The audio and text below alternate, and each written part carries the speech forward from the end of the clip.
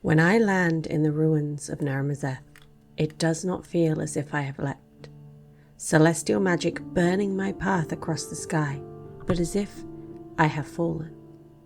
I am, after all, only a man. Around me on the swirling dunes, a cohort of Raharak fights, Solari warriors far from the temples of Mount Targon. They have marched with 50 spears 3 weeks into the desert, a distance I have crossed in moments, to investigate a power that grows even as their own wanes. Here, the sun they worship is so constant, it is as if the shadows of the past are still burned into the desert, their outline all that remains of an empire long lost.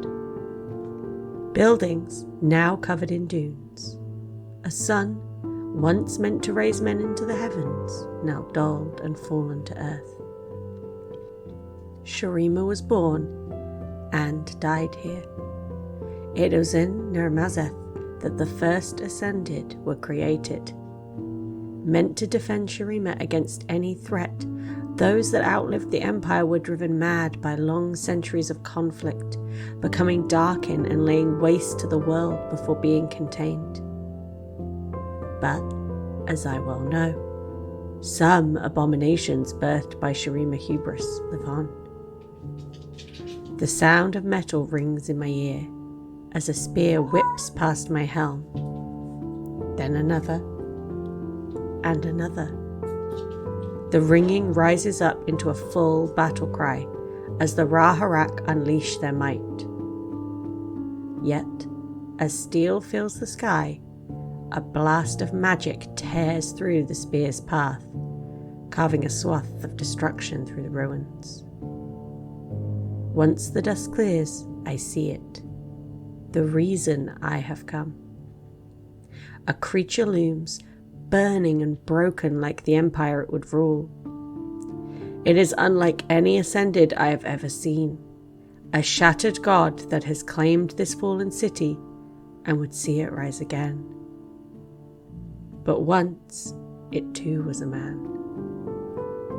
I will remind it what that means, to draw breath in the face of destruction. I will remind them all. "The God Warrior," one of the Raharak cries. "We cannot defeat it." "Let me show you how a god dies," I bellow in response, and I charge towards the creature, raising my spear. It is with their power that the spear glows.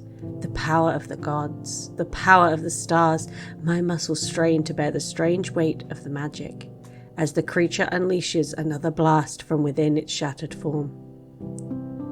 My spear is not burned away as the Raharaks were, but instead burns with its own light.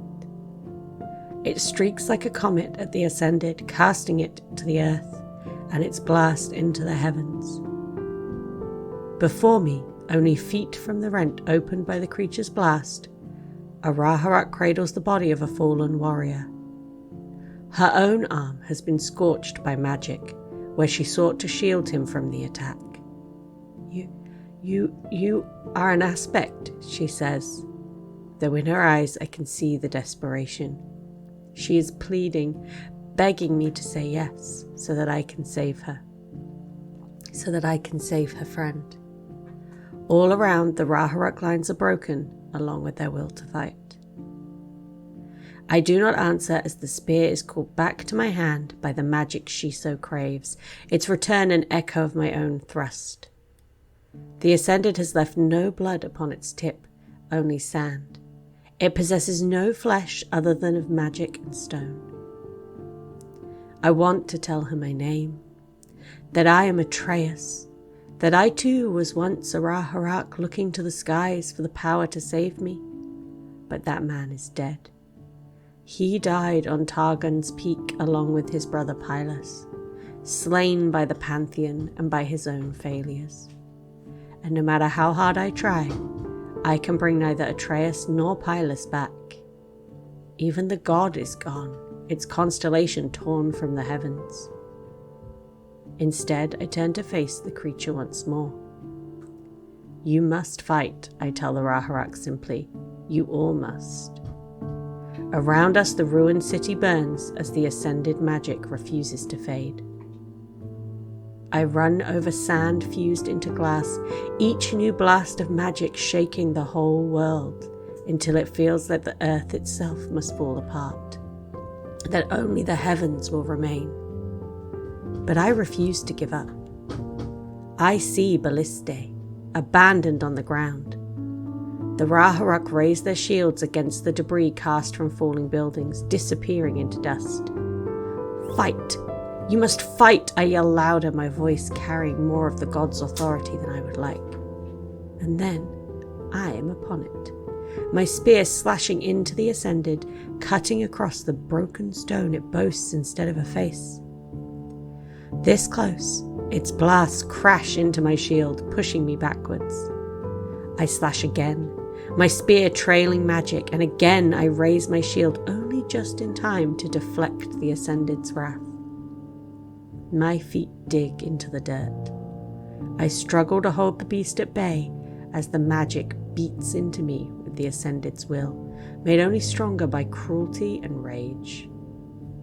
I push against it, snarling, and power lances off of the shield wildly in every direction, cutting through the ruins, the sky, and through the Raharak still cowering beneath both. My hands begin to shake, and it is not to the warriors, but to myself that I growl against lungs gasping for breath. Fight. The creature's eyes narrow. It knows. The earth beneath me can no longer hold. My strength can no longer hold. As I fall back to earth, the magic in my spear dies, and the helm clatters from my coughing face. I spit blood into the dirt and struggle to raise my head, but all I can see of Neramazeth is that of one Raharuk warrior, framed by smoke and chaos, as she looks back at me into eyes only now revealed, and for the first time sees something other than aspect, the man who cradled Pylus as snow formed from his dying breath. I wonder if she recognizes the stars and my destiny tattooed upon my chest, the scar that cuts through them. It is no longer pleading that shows in her eyes. As I see the light glow on her face, the creature gathering power for one more blast. Though her arm is ruined, and though her friend lies still, she picks up her shield and begins stumbling towards me, as inevitable and determined as death. What is your name? I cough through ragged breaths, and still the light grows brighter. Asose, she says firmly as she stands beside me and turns her shield to face the blast. The ruins fill with impossible brightness that promises to burn everything away, until it does, and only darkness is left. There is no more power, no more aspect. Where Asose once stood, there is nothing, only memory. But still I can feel my scar throbbing with pain, reminding me that I am alive, and of every moment that brought me here. My brother in arms, Pylus, telling me to stop getting blood on his victory. The barbarian raid, each of us near death, collapsing upon Targon's pinnacle. The Darkin blade cutting through death to awaken me again. Empyrean wheat clinging to the mountain. The mud on my hands as I put down the plough and pick up the spear. All of that would be nothing without a woman taking up her shield, knowing that she would not survive, but that she would fight. Her power, her sacrifice, so much greater than that of the stars, so much greater than mine, and the weapons of the aspect that have kept me safe. It will not be in vain. As I struggle to my feet, broken, I see the shadow of the Raharak emerging from cover, eclipsing the sun-disk cradle behind me at the center of the ruins.